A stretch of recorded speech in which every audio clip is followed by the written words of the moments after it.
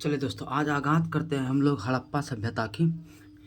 विश्व की अगर हम पहली सभ्यता के बारे में बात करें तो विश्व की पहली सभ्यता मेसोपोटामिया की सभ्यता है तथा इस सभ्यता को जो मेसोपोटामिया की सभ्यता है, इस सभ्यता को सुमेरियन सभ्यता के नाम से भी जाना जाता है। ठीक है। और आपको हम बताते हैं कि ये जो मेसोपोटामिया की सभ्यता है वो दो नदी जो कि इराक में है, इराक में दो नदी है जिसका नाम है दजला और फरात। ये दजला और फरात नदी के तट पर इस सभ्यता का कह सकते हैं तो उत्पत्ति हुई थी। ठीक है। तो अगर आपसे कोई पूछे विश्व की पहली सभ्यता तो मेसोपोटामिया होगी। अगर दूसरी सभ्यता के बारे में बात करें तो दूसरी सभ्यता मिस्र की सभ्यता है। और आपको पता ही है कि मिस्र की सभ्यता के किनारे जो है वो नील नदी है और नील नदी को जीवन रेखा कहा जाता है मिस्र देश में। ठीक है। और अगर हम बात करें विश्व की तीसरी और सर्वाधिक विकसित सभ्यता तो वो है हमारा प्यारा सिंधु सभ्यता, जिसको प्यार से सिंधु घाटी की सभ्यता या सिंधु सभ्यता, और इसका पहला स्थल जो हड़प्पा की खोज हुई थी इसलिए इसे प्यार से हड़प्पा सभ्यता के नाम से भी जाना जाता है। दोस्तों, अगर आपसे पूछा जाए विश्व की पहली शहरी सभ्यता कौन थी तो आंसर होगा विश्व की पहली शहरी सभ्यता हड़प्पा सभ्यता थी। लेकिन अगर विश्व की शहरी ना पूछ कर सिर्फ पूछे विश्व की तीसरी सभ्यता कौन सी थी तो हड़प्पा सभ्यता होगी और विश्व की पहली सभ्यता मेसोपोटामिया की सभ्यता हो जाएगी। दोस्तों, हड़प्पा सभ्यता की अगर हम समकालीन बोले ना तो हड़प्पा सभ्यता के जो समकालीन है वो कौन सी सभ्यता है? मेसोपोटामिया की सभ्यता है, मिस्र की सभ्यता है और ग्रीक चीन की सभ्यता है। मेसोपोटामिया की सभ्यता है, मिस्र की सभ्यता है और चीन की सभ्यता है। क्वेश्चन में कभी कभी रहता है कि निम्नलिखित में से कौन सी सभ्यता हड़प्पा सभ्यता के समकालीन नहीं थी तो आंसर ग्रीक की सभ्यता हड़प्पा सभ्यता के समकालीन नहीं थी। दोस्तों, याद रखिएगा। और हम आपको पहले भी बताएं और अभी भी बता रहे हैं कि हड़प्पा सभ्यता को कई नामों से जाना जाता है, जैसे सिंधु घाटी की सभ्यता, सिंधु सभ्यता और हड़प्पा सभ्यता। ठीक है। अब आगे अगर हम बात करें दोस्तों कि सर्वाधिक उपयुक्त नाम इसका क्या पड़ा तो सभी नामों में सबसे अधिक उपयोग हड़प्पा सभ्यता है। क्यों? क्योंकि अभी तो हम आपको बताएं कि इस सभ्यता में पहली खोज जो हुई थी, पहली स्थल का जो उत्खनन जो हुआ था वो हड़प्पा सभ्यता का ही हुआ था। बहुत सारे विद्वानों ने हड़प्पा सभ्यता का काल अलग अलग बताया, लेकिन जो सर्वाधिक महत्वपूर्ण काल है दोस्तों, सर्वाधिक महत्वपूर्ण काल जो है वो 2500 ईसा पूर्व से लेकर 1750 ईसा पूर्व है।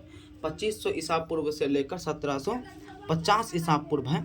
वहीं पर एक दो का आप नाम याद कर लीजिए कि जैसे कि माधव स्वरूप वत्स हैं। ये माधव स्वरूप वत्स जो है ये 2700 ईसा पूर्व से लेकर 2500 ईसा पूर्व ये बताता है माधव स्वरूप वत्स। जॉन मार्शल 3200 ईसा पूर्व से लेकर 2700 ईसा पूर्व बताते हैं। अच्छा, एक बात बताऊं, हड़प्पा सभ्यता या सिंधु सभ्यता को ना आद्य ऐतिहासिक काल भी कहा जाता है। आद्य ऐतिहासिक काल भी कहा जाता है क्योंकि उसकी उत्पत्ति आद्य ऐतिहासिक काल में हुआ था। और इस एज में ना तो इंसान लिख सकता था, लेकिन ऐसा लिखा था कि उसे पढ़ा ही नहीं जा सकता था। दोस्तों, बात समझ में आ रहा है? इसलिए इस ऐतिहासिक काल को आद्य ऐतिहासिक काल कहते हैं। और इस काल में कांसा का खोज बहुत ज़्यादा हुआ था, इसलिए इस काल को कांस्य युगीन काल भी कहते हैं। यहाँ कुछ ऐसा ही बात लिखा हुआ है, आप पढ़ लीजिएगा। और अगर बात करें तो कांसा का खोज तो हुआ ही था, साथ ही साथ कांसा मिलकर किससे बनता है तो कॉपर प्लस टीन Cu+Sn से। इसीलिए हम कह सकते हैं कि इसका खोज कांसा की अधिकता के कारण हड़प्पा सभ्यता को कांस्य युगीन काल भी कहते हैं। अब अगर आगे बात करें दोस्तों कि हड़प्पा काल की खोज पहली बार 1826 खोज नहीं लेकिन हड़प्पा काल की जानकारी सबसे पहली बार 1826 ईस्वी में चार्ल्स मैसन ने ये मैसेज दिया। मैसेज किसने दिया? मैसन ने मैसेज ये दिया कि यहाँ पर कुछ है, लाल लाल कलर का पत्थर निकल रहा है, आदमी घर ले जाके घर बना रहा है, सोच रहा है ईंट उठा घर ले जा रहा है, इसका मतलब इसके अंदर कुछ है। तो उन्होंने यह बात तो कह दिया कि इसके अंदर कुछ है, लेकिन 1853 ईस्वी में एक पुरातात्विक सर्वेक्षण विभाग के जो अध्यक्ष अलेक्जेंडर कनिंघम थे, उन्होंने हड़प्पा संस्कृति की मुहर देखी और उन्होंने खुदाई करवाने का काम दयाराम सहनी से करवाना स्टार्ट किया। सन 1921 ईस्वी की बात है दोस्तों कि 1921 ईस्वी की बात है। दयाराम साहनी ने अच्छा, सिर्फ दयाराम साहनी ही नहीं था, दयाराम साहनी के साथ साथ में माधव स्वरूप वत्स भी था। तो उन्होंने हड़प्पा सभ्यता की खोज की। अगर अब हम हड़प्पा सभ्यता की खोज जो हुई, तो अगर हड़प्पा सभ्यता के पूरे हड़प्पा सभ्यता मतलब कि अगर सिंधु सभ्यता के पूरे विस्तार के बारे में बात करें दोस्तों, तो आपको पता चलेगा कि सिंधु सभ्यता का जो विस्तार है वो 3 देशों में फैला हुआ था, जैसा कि आप देख पा रहे हैं, भारत, पाकिस्तान और अफगानिस्तान। भारत, पाकिस्तान और अफगानिस्तान सबसे ज़्यादा भारत में फैला हुआ था, ठीक है। और अगर हम पूरे भारतीय महाद्वीप को देखें तो यह जो सभ्यता है वो पश्चिम और उत्तर और पश्चिम भाग में ज़्यादा फैलाव था, इसलिए इसका विस्तार हम कहते हैं कि यह पश्चिमोत्तर भाग में हुआ था। अगर पाकिस्तान में बात करें तो कौन कौन सा ऐसा जगह है जहां सिंधु सभ्यता का साक्ष्य मिला, तो वो आपको पता होना चाहिए कि अभी विभाजन के बाद भारत और पाकिस्तान में पंजाब का बंटवारा हो गया, तो आधा पंजाब भारत में है और आधा पंजाब पाकिस्तान में है। तो इस तरीके से पाकिस्तान में पंजाब, सिंध और बलूचिस्तान,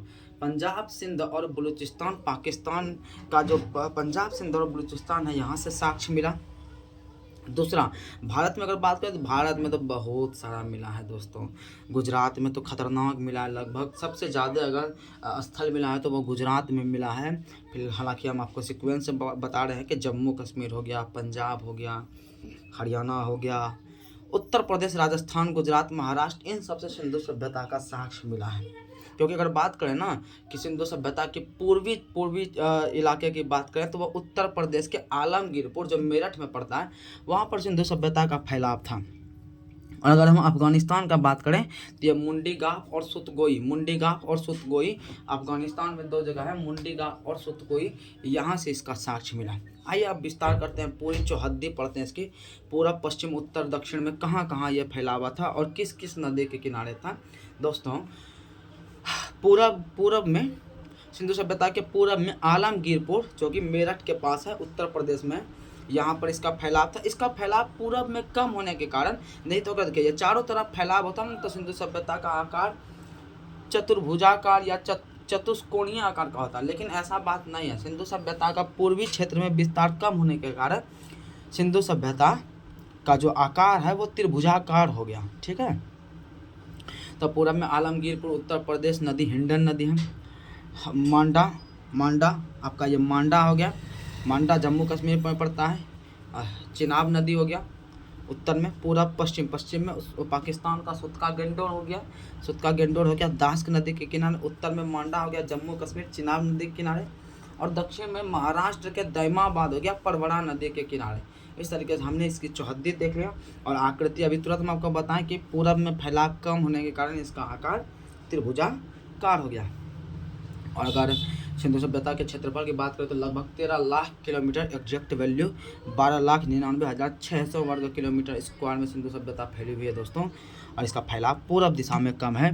हड़प्पा सभ्यता का क्षेत्रफल वर्तमान के पाकिस्तान से बड़ा तो है। आपको पता है पाकिस्तान से 4 गुना बड़ा है अपना इंडिया का क्षेत्रफल, और बांग्लादेश से 23 गुना बड़ा है अपना भारत का क्षेत्रफल। तो ये कह रहा है हड़प्पा सभ्यता को जो क्षेत्रफल था वो वर्तमान में जो अभी पाकिस्तान जो पैदा लिया है इसके क्षेत्रफल से बड़ा तो है। प्राचीन मिस्र और मेसोपोटामिया से तीसरी और दूसरी, मतलब कि ये कह रहा है कि मिस्र और मेसोपोटामिया से तीसरी और दूसरी शताब्दी ईसा पूर्व में विश्व का सबसे बड़ा अगर सभ्यता को अगर आप देखें तो वो हड़प्पा सभ्यता है। मतलब ये कह रहा है कि विश्व का सबसे बड़ा सभ्यता हड़प्पा सभ्यता, दूसरे नंबर पे मेसोपोटामिया की सभ्यता और तीसरे नंबर पे मिस्र की सभ्यता आती है। ये क्षेत्रफल के अकॉर्डिंग ये बता रहा है, ठीक है। अब आइए हड़प्पा सभ्यता में हम आपको कह रहे हैं कि अब तक उपमहादेश में हड़प्पा संस्कृति के लगभग 2800 स्थलों का पता चला। बाप रे, 2800 स्थल अपने आप में एक बहुत सोचने वाली बात है। और ये कह रहा है कि जिसमें से मात्र 6 स्थल ऐसे हैं जो सर्वाधिक विकसित हुए। 2800 स्थलों में 6 स्थल सर्वाधिक विकसित हुए और इसे नगर की संज्ञा दिया। जैसे कि आप जानते हैं आपका लोथल हो गया, आपका हड़प्पा हो गया, मोहनजोदड़ो हो गया, हड़प्पा, लोथल, चनहुदड़ो, कालीबंगा, ये सब बहुत वो है दोस्तों, क्या कहते हैं, सर्वाधिक विकसित है। तो 1 नंबर पे आपका हड़प्पा, यह पाकिस्तान के पंजाब प्रांत में मोंटगोमरी नामक जिला में पाकिस्तान के पंजाब प्रांत के मोंटगोमरी नामक जिला में रावी नदी के किनारे स्थित है।